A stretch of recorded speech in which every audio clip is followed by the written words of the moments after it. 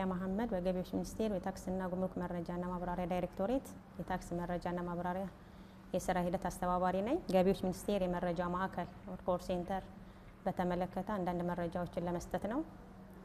እንደሚታወቀው ኮል ሴንተር የገቢዎች ሚኒስቴር የመረጃ ማዕከል ከተቋቋመ ከ10 ዓመታት በላይ ያስቆጠረ ሲሆን አጠቃላይ የተቋቋመበት ዓላማም ታክስ ከፋዩን በታክስና ጉምሩክ ህጎች ላይ በቂ እውቀት ኖሮት በታክስና ጉምሩክ ህጎች ላይ ግንዛቤው ከፍ ያለ እንዲሆንና የህግ ተገዥነት ደረጃውን ከፍ ለማድረግ ነው።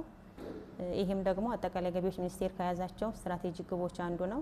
የታክስ ህግ ተገዥነትን ማሳደግ የሚል ስትራቴጂክ ግቦችን ቀርጾ እየተንቀሳቀሰ ያለበት ሁኔታ ነው ያለው።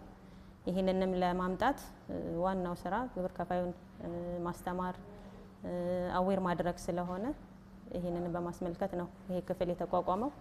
ይሄ ክፍል ሲቋቋም እንግዲህ አጠቃላይ ከሰው ሀብት አደረጃጀቱም አጠቃላይ ከምንጠቀመው ቴክኖሎጂም ገቢዎች ሚኒስቴር ከፍተኛ ኢንቨስት ያደረገበት ክፍል ነው።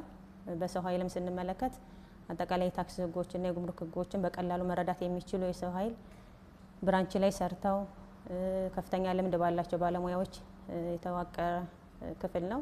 እንዲሁም ከምንጠቀማቸው ቴክኖሎጂ ጋርም ተያይዞ ከቴሌ የተገዛ እንደ አባያ የሚባል ሲስተም ነው። እሱም አሁን ካሉ ሲስተሞች የተሻለ ቶታሊ የሚነሱ ጥያቄዎችን ሪከርድ የሚያደርግ የሚሰጡ ምላሾችንም ጥራታቸውን ለመቆጣጠር የሚያስችል የተሻለ ቴክኖሎጂ እየተጠቀምን ያለንበት ሁኔታ ነው ያለው።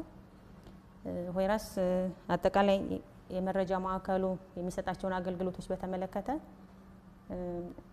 በዋናነት በታክስና ጉምሩክ ህጎች፣ የአሰራር ስርዓቶች ለግብር ከፋዩ መረጃዎችን፣ ማብራሪያዎችን በተለያዩ የመረጃ መስጫ ዘዴዎች ማለትም በነጻ የስልክ መስመር 8099 በስልክ በአካል እንዲሁም በኢሜይል መረጃና ማብራሪያ እየሰጠ ያለ ክፍል ነው። አጠቃላይ እንደሚታወቀው ግብር ከፋዩ እንግዲህ ወደ ንግድ ዓለሙ ሲቀላቀል የመጀመሪያ መደረግ ያለበት የታክስና የጉምሩክ ህጎችን እንዲያውቅ ነው የሚደረገው።